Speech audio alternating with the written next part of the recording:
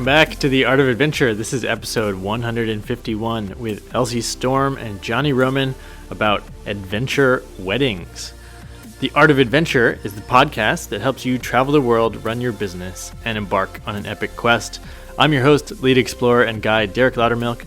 You can head over to derekloudermilk.com to check out the show notes for this episode and all the other episodes, and sign up and get the monthly reading recommendations emailed to you and a bunch of other cool resources and references, recommendations, all your R's taken care of. So today's episode, Elsie and Johnny are going to talk about adventure weddings, and they had an adventure wedding of their own in Belize with 75 of their closest friends and relatives coming down, joining them for a week of adventure in the jungles and beaches. They were able to include local culture and people and volunteering as part of their wedding, and they're going to help teach us about how to have an adventure wedding and really how to put together an event in another country in general, since they have a lot of experience with that. So how to connect with locals to help organize the event, plan it, especially if you're not in the foreign country, if you're trying to plan it from afar, how to figure out what you want the whole event to look like. And you'll hear some really great stories from their own wedding, such as the story of the naked rope swing. So make sure you listen through the whole episode. And without further ado, here are Elsie and Johnny.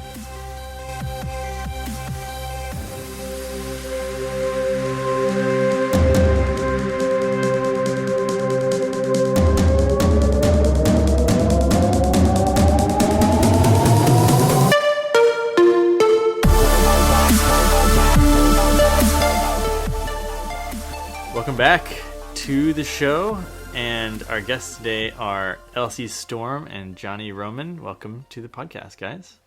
Hi, awesome. Thanks for having us. Yeah, thanks for having us. And let's see, we were introduced by a former guest of the show, Scott Morrison, and he's been pretty great about sending adventurous people my way to bring on the show. And you guys are adventurers yourself, and for the listener, besides being a coach, Elsie's business is Turning Life into Gold. They have a book and a business called No More Boring Weddings, which they are in the process of telling the world about. And this is a really unique thing, and I was really surprised that what you guys told me, because I hadn't actually heard of people doing adventure weddings before. So maybe you could start by telling us a little about your own wedding. I know you got married in Belize. How long ago was that? We got married in Belize in February of 2016. Mm-hmm. So about 10 months ago. About 10 months. Okay, this year in Belize, February, I mean, it's probably nice that time of year in Belize. And you had a bunch of people come and join you for some time leading up to the wedding. So that's really cool. Well, where did you get the idea, first of all? Well, I don't really know where we got the idea. When we were talking about it, well, we met in Belize, first of all, and it's always been this really special place in our hearts. Yeah. And when we were thinking about where to get married, it's just like nothing else felt right. We thought about getting married in Colorado, where we live, or Minnesota, where I'm from, or Connecticut, where Johnny's from, and it's just like none of that felt exciting. And when we thought about Belize, it just felt it was right. Mm-hmm. So we decided to go for it, and we started planning over a year in advance. We invited our guests almost a year in advance because we wanted them to have time to take vacation, to save money, to have people watch their kids. And we ended up having 75 people come down and join us for a week, and it was really amazing. So it was an incredible experience. Yeah. This is definitely something you have to think about in advance. You can't sort of do a destination elope wedding with 75 friends. No. Yeah, for sure. But I'll tell you, it was so worth it. It was so worth it. The planning piece. And do you want us to tell you a little bit about the week? Yeah. Please.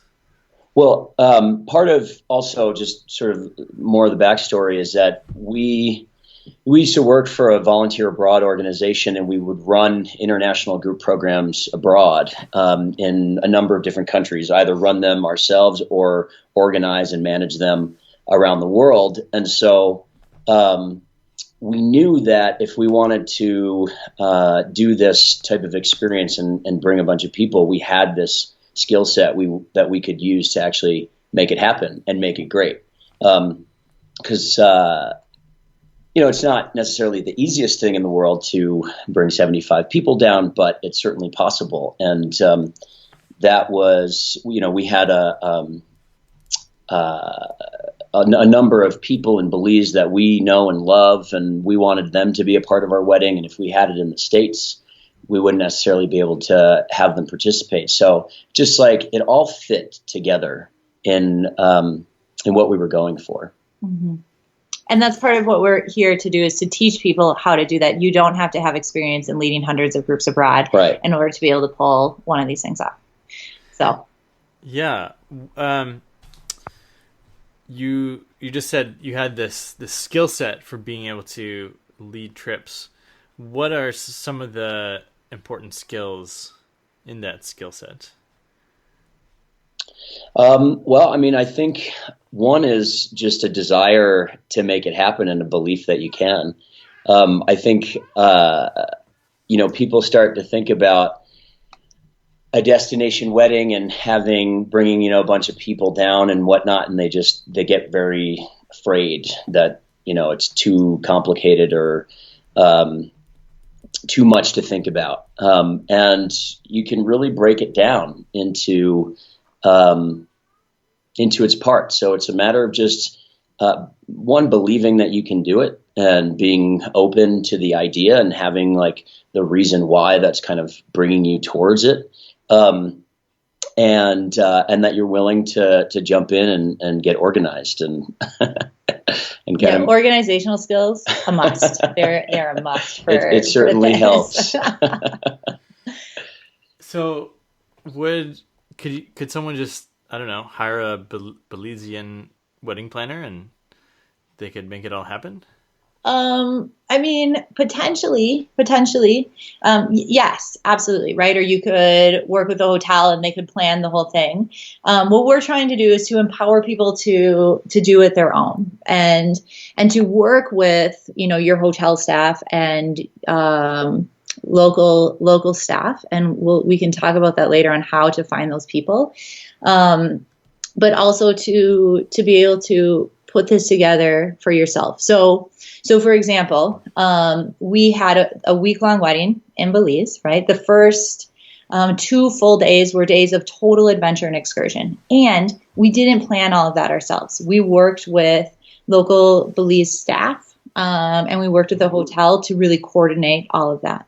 And some of the excursions we had a plethora of things of, going in these caves and rivers and cliff jumping, or chocolate making with a local Mayan family, drumming and learning how to drum with Creole drummers.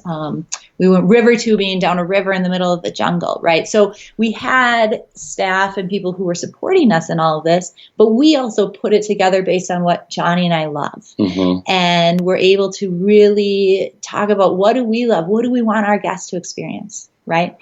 And that's what we're trying to empower people to do, is really to talk about with your potential spouse, like, what is it that we love and how do we want to incorporate this? And then after 2 days of total adventure, then we had... That was a lot of stuff for 2 days, first of all. Well, and it was choices. People could sign up and choose what they wanted to do. So it wasn't like all of those Not things. Everybody did everything. Yeah. You had to choose one adventure each. Mm-hmm. We provided 3 options each day. Some were cultural, some were adventurous, and then people got to choose. Mm-hmm. What was the thing that people are still talking about the most? The whole thing. The whole thing. I think the whole thing. But it's interesting. I think some of the cultural pieces people weren't as excited about at first. And then those were really a lot of the magical moments that happened. So people still talk about chocolate making. Yeah. and people still talk about like drumming and dancing to the drummers and things like that. Because really, you can cliff jump anywhere. You can go through caves anywhere, tube anywhere, right? And it's more special because it's in Belize. But it was the culture pieces that we really incorporated that stuck out. Were really special. Yeah, I like that. Yeah, for sure. And I think another thing that people are continue to talk about is like having the 2 days of adventure ahead of time before the actual wedding, like gave them an opportunity, because we brought people, different parts of our lives that had never met before, and it gave them an opportunity to really like connect and bond with each other and form their own friendships amongst themselves, which was really cool for us because all of a sudden, all these groups of people from different parts of our lives after the wedding were Facebook friends and like posting on each other's walls and things like that. And it was our minds were blown. Yeah. Like, wait, how do you guys know each other? Right, Oh, right. You all came to our wedding. Yeah. Yeah, I was at a wedding this year, and it was one of my college buddies, and he just finished MBA school and had this group of friends from there, and it was really hard to get them to mix. Yeah. And so I can see where that would be a huge advantage for, wedding wide unity. Yeah. Yeah. Yeah. Yeah. It really was. It was fun. And then we had the wedding in the middle of the week. For a few reasons. One was in case there were any flight delays, we wanted to make sure that people would make it. Like we didn't want the wedding the next day after everyone arrived. 2, we wanted that bonding piece. And then 3, we didn't want it at the end of the week because we didn't want to be like stressing about it all week, right? So we had it on a Tuesday because you can do that when you have a destination wedding. You can choose whatever day you want to get married on, which is awesome. And we had it on Tuesday. And then on Wednesday, we gave the option for people to either leave and go back home or to go out to an island with us and spend 3 days on an island. And about 10 people went home and about 65 joined us on the island. And we spent 3 days swimming and snorkeling and taking catamaran rides and having fun, riding bikes and drinking and, just chilling out. And that was such a blast as well. And was its own adventure outside of it. So we kind of provided the best of both worlds, jungle and beach. And then everyone went home and people were like, this was the best week of our lives.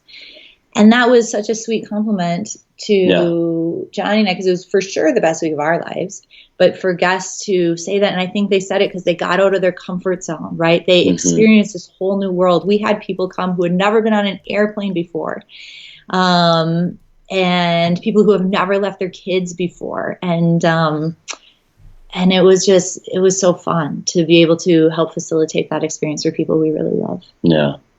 Wow. That's amazing that it's still possible for people to have the best week of their lives. So I heard someone say recently, like, this has been the best month of my life. And I was like, wow, it's amazing that, in your 30s or however old you are, you can still experience that. So it's amazing you created this for 75 people. Yeah.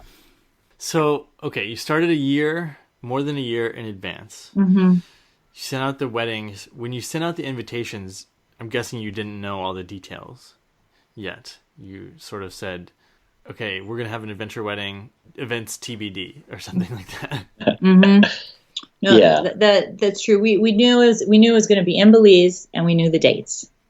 And we knew where in Belize. Yeah, we knew where. We didn't necessarily have the hotel figured out or anything like that. Right. We just knew the specific towns that we were going to be in.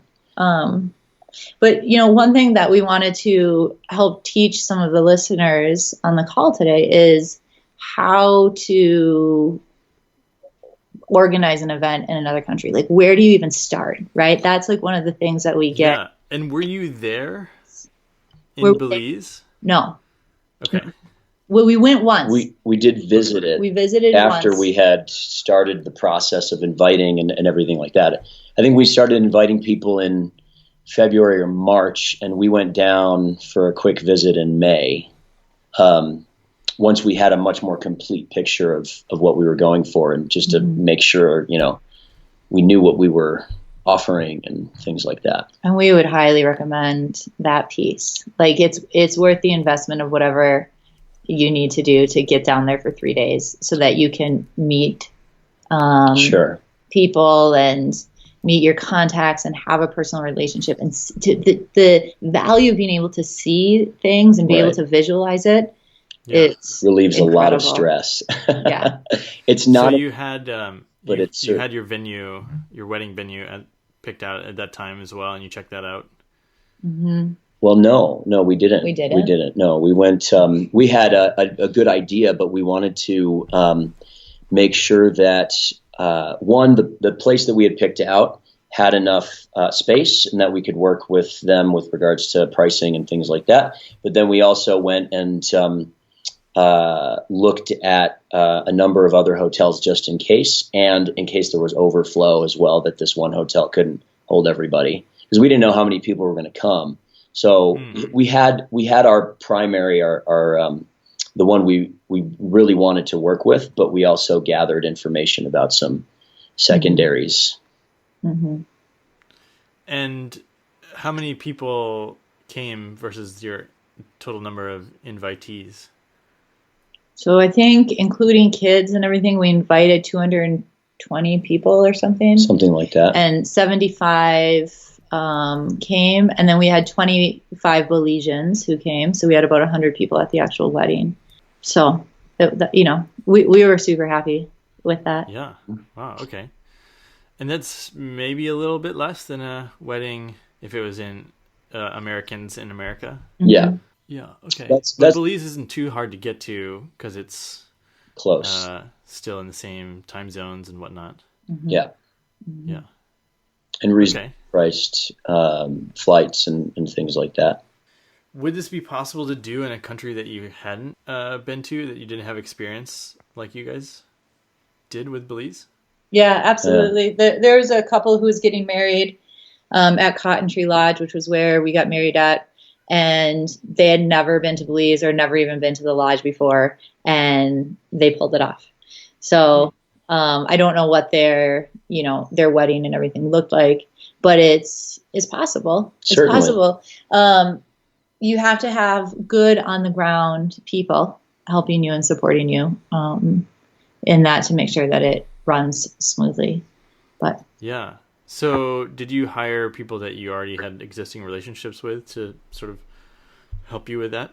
We did. Yeah, we did. Yes. And then also with the hotel staff, which we did not have an existing relationship with. Mm-hmm. So it was sort of half and half. Mm-hmm. Yeah. And we could go into that a little bit of talking about how do you hire local help, right? Because I'm sure listeners would want to know, how do I do that? How do I scout locations and things? Yeah, please. So one of the first things that we would recommend is to use your social network. So there's so many people now who have traveled to multiple different countries, who have lived abroad, worked abroad, and to be post on Facebook or Twitter, hey, you guys, we're looking for connections in this country. Who has it? And if one of their friends doesn't have it, they know someone who has it. I guarantee you. Mm-hmm. So that's the first place to start, is just start asking around. And then in addition to that, if you cast a net and nobody comes forward that has any knowledge, there are a number of places you can start to go and talk to people. There's a ton of you can go to university and talk to study abroad departments. There's a website that we go to a lot, goabroad.com, and they compile a lot of organizations, volunteer organizations, study abroad, and things like that. And you can start talking to them, and just these people, these organizations have connections on the ground, long established, and see if you can pick their brain. Mm-hmm. Most likely, you'll be able to find somebody that you can start talking to that has connections and put you in contact with someone, and then you start building those relationships. And if I can say one piece about goabroad.com, because it's a great resource for finding adventure abroad. And our recommendation is you go to the Volunteer Abroad tab and you pull up the country you want, and it's going to list a bunch of different organizations who are working in that country.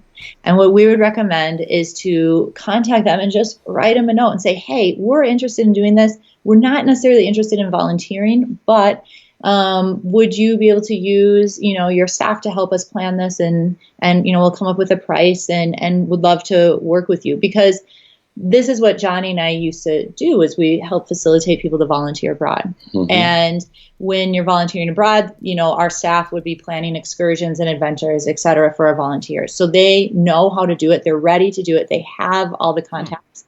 And some will say, yes, we would love to help support you in that. And some will say, no, we're not going to do that if you're not willing to volunteer. Cool. Move on to the next one. Right. Or have a volunteering be one day of your week. Right. Right. And get people doing a service project. As part of your wedding experience. The opportunities are endless. Yeah. And then also finding a hotel who's really willing to work with you based on what you want. Some hotels are going to love to get you outside of their hotel grounds and help you experience this. And others, it may not be what they do. But there's a lot of people who will help you and will be like awesome support in this. And it's not as hard as you think. Real quick, can you tell me a little bit more about when you guys used to lead volunteer programs? Was it with a specific organization? Mm-hmm. Yeah, so we worked for an organization called Pro World, which then rolled into a large organization called Intrax, and the specific organization no longer exists, but at its peak, we had programs in 15 countries around the world, and we would we would have programs for individuals as well as group programs. So it was service oriented. So people would come down and work on some kind of a development service-based project, either projects that we as an organization had created ourselves, or tapping into other local organizations that were already doing service-based work that were interested in receiving volunteers. So we would have we worked a lot with university groups, a lot of college kids, but we also had the full range, adults and high school kids occasionally, and anywhere from 5 to, I think our largest group was like 120 people. In that group was in Peru, and so we would create this experience anywhere. Our groups would come anywhere from 1 week. The groups would come anywhere from 1 week to 9 months, and we would create an immersive experience for them that incorporated service, but also cultural learning, how to some language classes, experiencing adventures that the country has to offer, and it was an opportunity for education as well as giving back, and it was really cool. I loved doing it. I did it for 7 years, and I was in Latin America the whole time, but I oversaw programs around the world. I'm guessing that you developed a sense of, I can just figure out how to make pretty much anything happen, because it seems like a lot of times, especially in the developing world, there is no playbook, there's no set of rules, and you're just kind of pick something you want to do, and you just say, okay, I'm going to talk to a few people and throw some money at it, and then it'll probably get done. Yeah, that's it. That's accurate. Yeah. To an extent. I mean, it's part of it is creating relationships, and building those relationships. But you don't need to have a year or 2 or 3 in order to have a quality relationship. As long as you're open minded and friendly and really and respectful. Yeah. Well, that comes down to respect as well. Absolutely. Besides hotels, who were some of the key relationships, or what type of person would you look to meet? Well, I mean, I would say tour operators, or if there's anybody that is tapped into that sort of operates more from isn't necessarily part of the hotel or part of a tour operator, but can help you, sort of the all around person. There are people like that have connections with, study abroad offices or universities or volunteer organizations that they can sort of help you on a sort of more global scale, a larger scale, and then connecting you with some of their connections in the community that they have already built those relationships with. Mm-hmm. So if you can leverage a relationship that you create with someone on the ground and leverage their longstanding relationships with, hotels and other people, then that's a way to tap into that, those social resources, if you will, and use that to your benefit. And one thing I want to add by tapping into and creating those relationships is it allows you to be able to create these experiences for your guests much cheaper than it would be if you were to go through like a real fancy hotel, because I guarantee you they're going to mark the excursions up by like $100 to $200. Yeah. And so that was a part of how we were able to get so many people there as well, is we just really used our relationships and we're able to create the experience in a more affordable way. And for some people, that's not a concern. It's not a big deal. For us and the guests that we were bringing, we wanted to try to make it as affordable as possible. Mm-hmm. And those relationships really helped us do that. And it was really supportive. Can you talk about some of the costs for the wedding, and then what was it costing the guests for their week of adventure? Mm-hmm. Yeah. So what we tried to do was make it provide as many options as possible.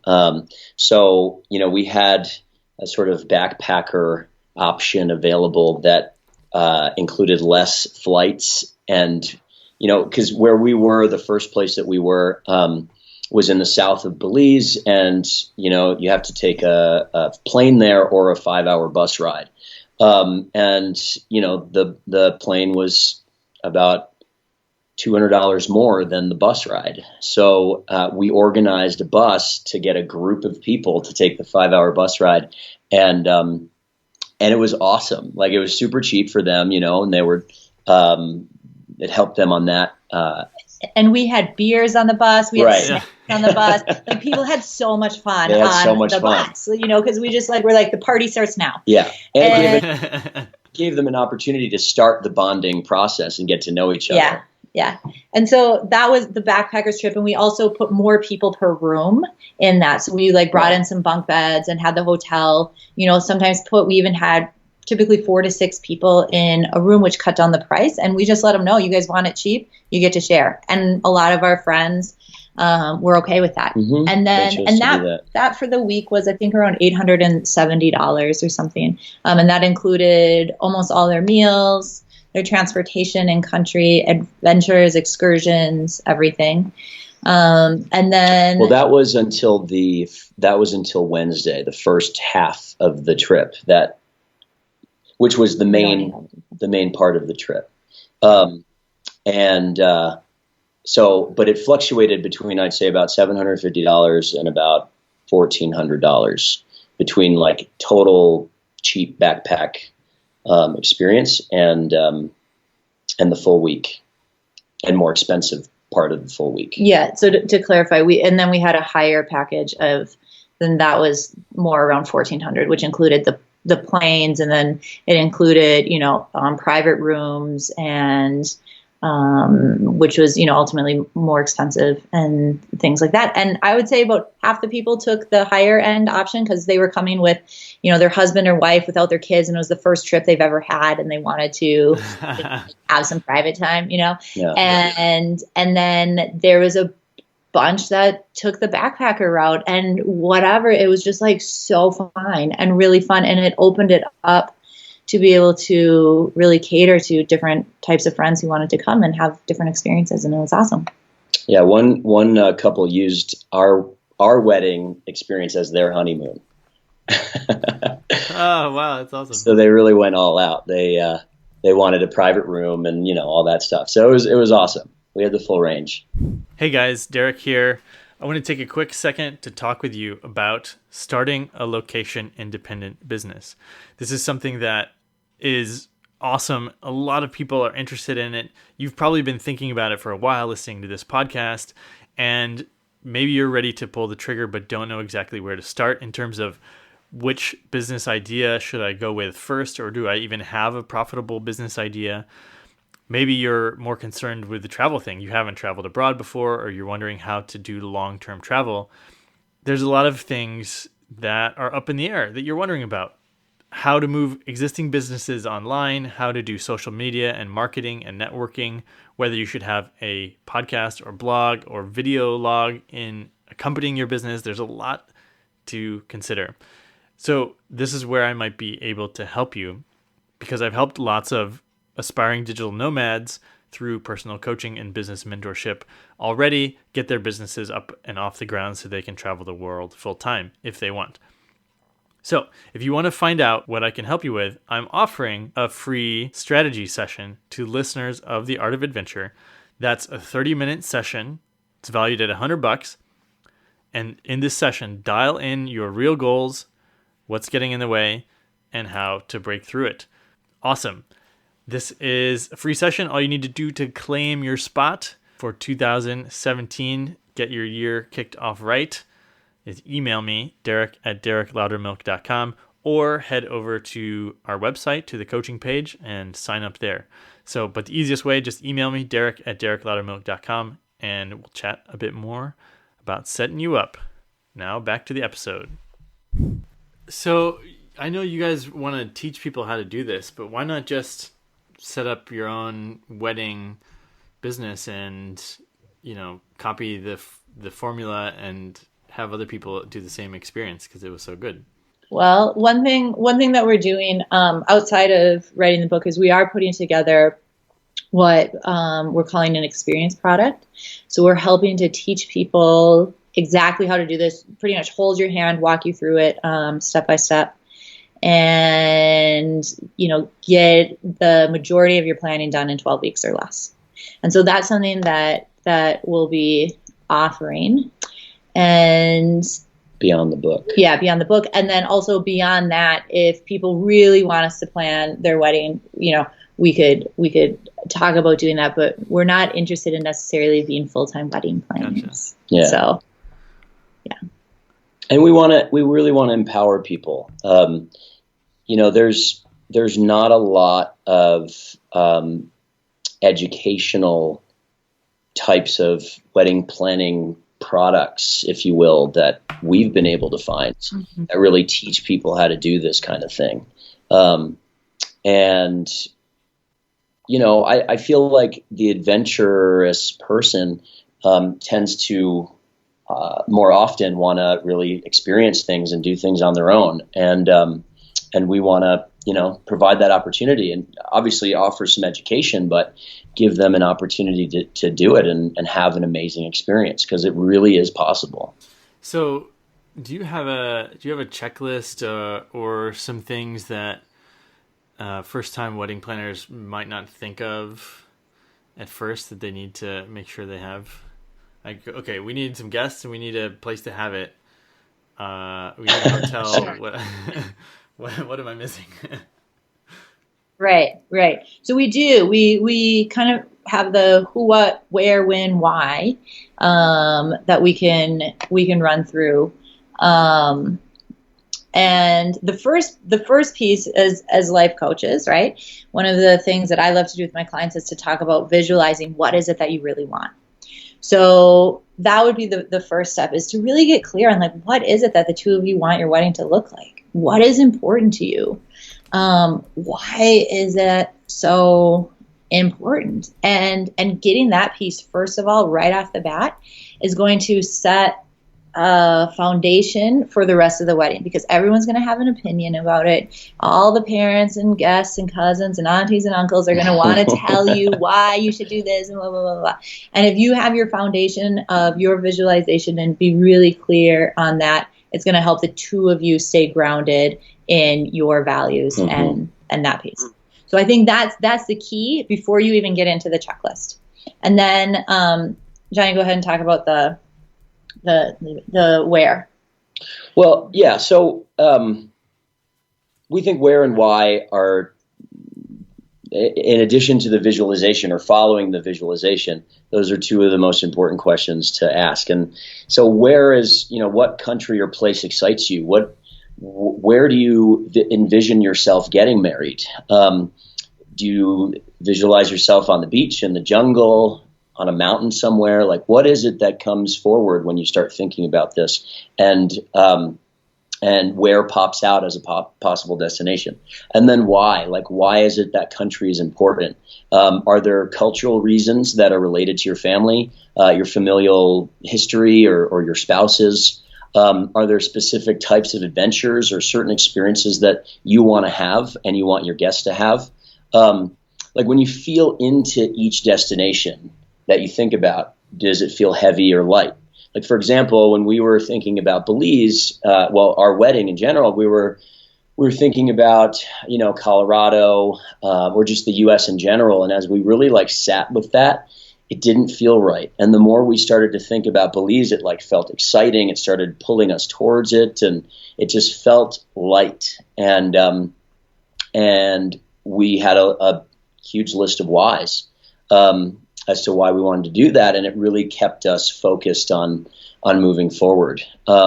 So yeah, that's super important. And then another thing to consider is when, perhaps not the most important thing, but it's certainly something you want to pay attention to, with regards to weather issues. For example, it's hurricane season right now in Belize, so maybe in the Caribbean in general. So maybe now might not be the best time. Are there holidays going on in the host country that could impact what you're trying to do and scheduling, and or is it tourist season and that makes it more challenging to get hotel rooms or makes it more expensive? Or maybe more health risks are prevalent during one time of the year than another. Like, Zika is kind of becoming much more prevalent. And if you go during a cooler month in the Caribbean, maybe there's not as many mosquitoes, so it lowers the potential risk, things like that. So these are things that we would want to have people consider when they're really kind of putting this together. And then there's a couple other things if you want to talk about. Yeah, then there's the what, and getting clear on what's the experience, right, that you want. What type of adventures do you want to have? We chatted about this earlier of what's really important to you and your partner in terms of what do you guys love? What feels important? And then the last piece is the who. Who's going to help you make this dream a reality? So including talking about, the staff and hotels and people who can support you on the ground, but then also who are you going to invite? Who do you want to be part of this special, intimate experience, right? Who would you want to come on a trip like this? And be open to the who. There's a lot of people who came that we never thought would ever come. We were shocked and we were so happy. Yeah. And then there's people that we were sure would come and they didn't come. Interesting. So it's like just being open. You never know what's going to draw someone to come on this trip, but being open to it just really was sweet, because it's not a total experience without your guests and the people that you really love being there and surrounding you. So I like that.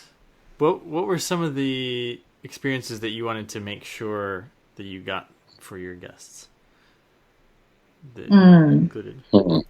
That's a good question. Well, I think we can each kind of speak our own. One for me is I really like creating magical moments.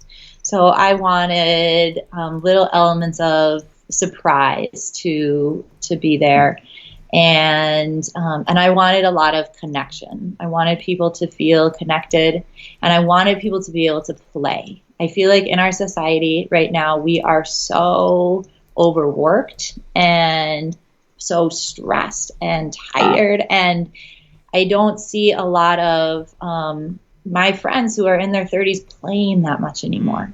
And so that was a big piece. And when there was a big rope swing there that people could go off of into the river, and just, everything that we incorporated, we tried to bring play into it. So that for me was what I really wanted. Absolutely. Yeah.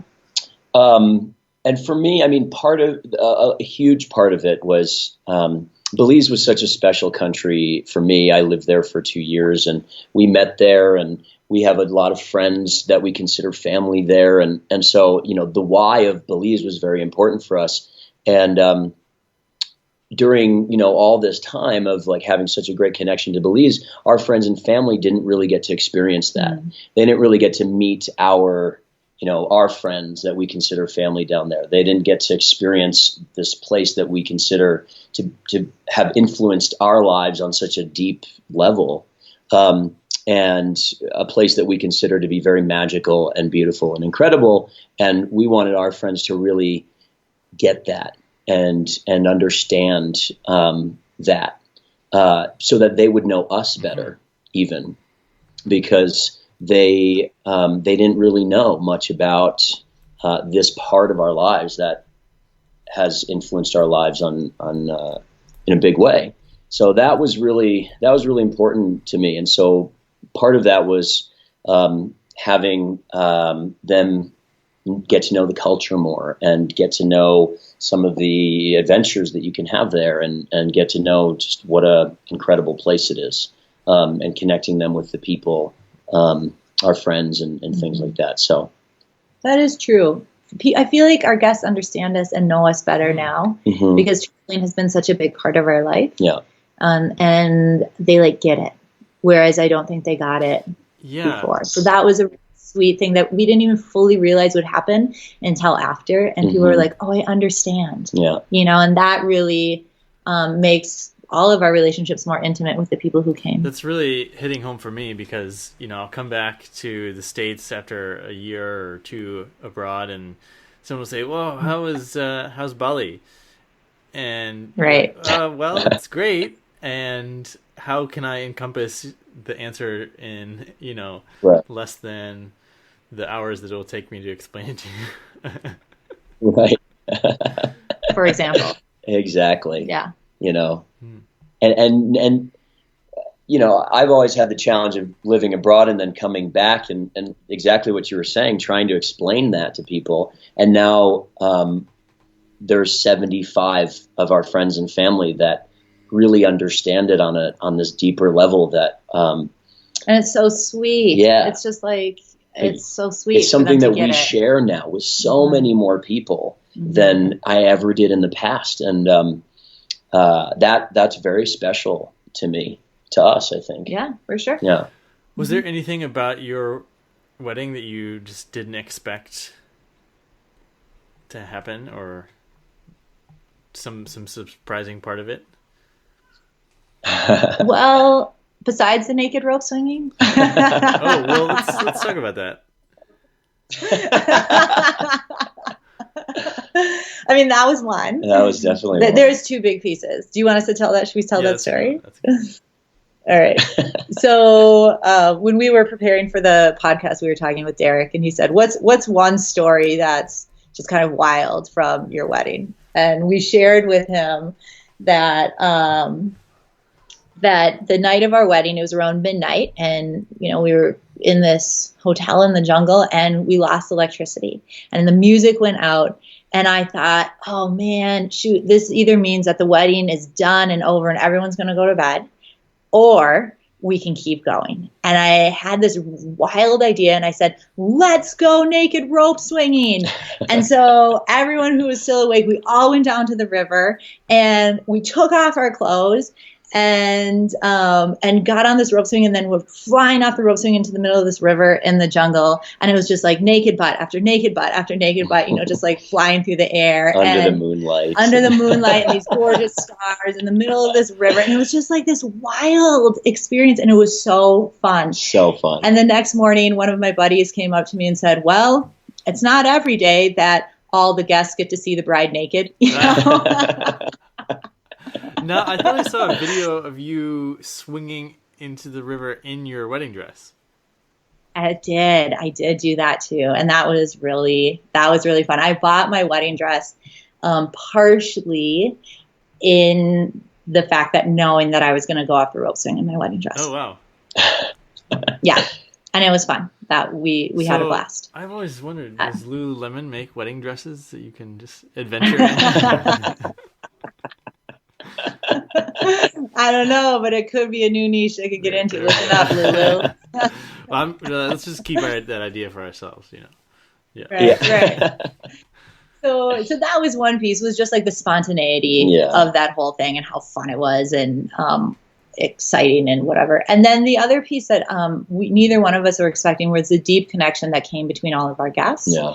And there was just like these deep, intimate conversations that people would have, and bonding and tears. And someone brought down, what were the questions called? The New York Times questions. It's like the 32 questions that create intimacy between strangers or something like that. I forget the exact title. So did anyone get engaged on your trip? No. Well, we do have one couple that started. That started dating. But more than that, it was like they just whipped out these questions, and groups kind of started forming organically and just started asking these questions on the bus rides or at the beach or, sitting around having a beer. And people got deep. Things got deep. They got really deep. And we didn't expect that. And that was this really sweet piece that was there that we could have never planned for, but just happened organically. Yeah. Wow. Well, it's too bad that I didn't know you before, because I would have liked to come. Is there anything that I haven't asked you about yet, or we haven't talked about yet, that you think is important for people to know? One thing that I think would, just to talk about how to incorporate culture a little bit. Yeah. Because that was such a big piece and that's really a lot of what we're trying to talk about, as well as like adventure and culture. If you're going to another wedding, like getting outside of the hotel walls. Yeah. We're not against in any way all-inclusive resorts and those types of wedding experiences. Certainly, they're amazing, and you can have incredible experiences by doing that sort of thing. But we're advocates for really like getting outside of that type of experience and going to meet the locals and immerse yourself and get to know what else is there. Part of what we want to do is help people become global citizens and recognize themselves as part of a global community and not just, their own national identity, which is great, but it's certainly not, there's so much more that you can do. So just having an open mind, getting curious about other cultures, really, start to get curious about the differences between you and them, and being open to it from a loving, friend-based standpoint. How can you incorporate cultural elements into your wedding? How can you create cultural based excursions? We, as mentioned, we offer drumming and chocolate making and things like that to our guests. We had drummers come and play during the cocktail hour of our wedding. The Creole drummers, and it was awesome, and like this just like fun, exciting experience that we couldn't have done anywhere else. Right. Or we made welcome gift bags, and they were all totally local. So we had a local woman make these Belizean bags for our guests. We incorporated local Belizean rum, Belizean hot sauce, local chocolate, and put all of these little things in the bag, which one really supported the community. Mm-hmm. For a woman to get paid to make 75 bags was amazing, right? And two, it started them right off with like, hey, boom, here's Belize. And honestly, you can do that for so much cheaper in another country than you can do in the U.S. I think our gift bags with the rum, the hot sauce, the chocolate, the handmade bags, and I think there's something else, earplugs, because there's howler monkeys, outside their way. But all of that was maybe $8 a person, or a couple shared a bag. And in the United States, that would have cost us $20 a piece, So we were able to bring in more of those magical moments that we wouldn't have done if we had gotten married here. Yeah.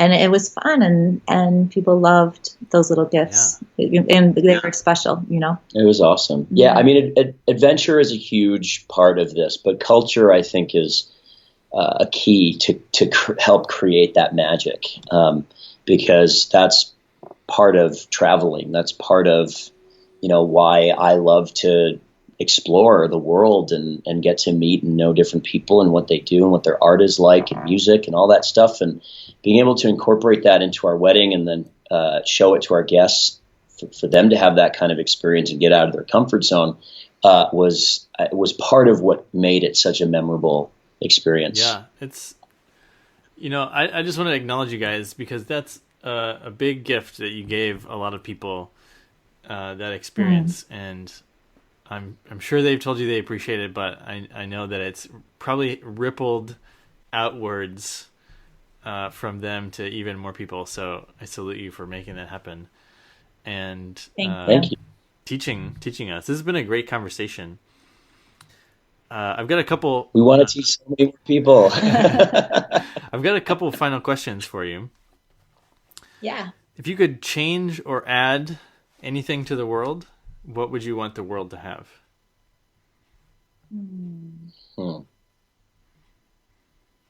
I think just a deeper understanding of everyone, and that we're all human, and we all have our own pain, and we all have our own love, and that a mom and a dad in living in the ghetto in a developing country loves their child exactly the same as a mom and a dad who lives in Beverly Hills, right? Like that there's just the understanding of each other as humans just feels so important to me, especially right now at this time.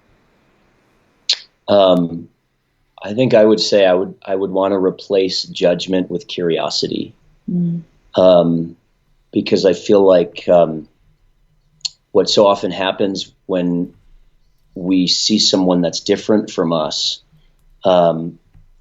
judgments start to come forward, and they can be automatic. And sometimes those judgments can create fear, and that's what creates distance in between two people, in my opinion. And I think if you can get curious as to, why they're different, or what is it that they love about their differences, or things like that, and sort of be open to that, as opposed to judgment, which I think creates barriers and walls. I think that's a way to.